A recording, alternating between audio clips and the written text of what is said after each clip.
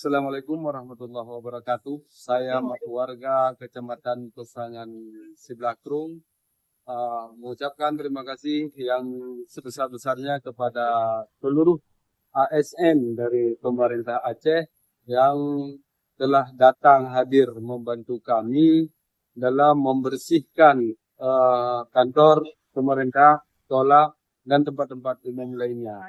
Dan kiranya pemerintah Aceh tetap melihat ke daerah kami karena di sini musibahnya sangat luar biasa. Jadi masyarakat di sini memang sudah hilang semua mata pencarian karena ternak dan lain sebagainya, pertanian sudah tertimbun atau di bawah air. Dan terima kasih sekali lagi kepada pemerintah Aceh dan insya Allah ke depan kami selalu mengharapkan dari pemerintah Aceh.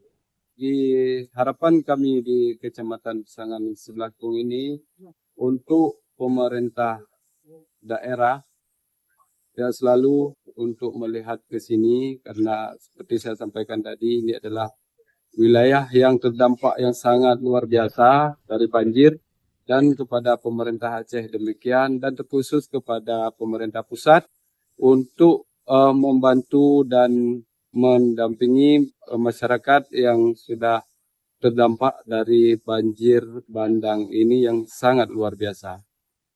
Dan semoga harapan kami ke depan pemerintah selalu hadir dalam melewati musibah ini. Terima kasih.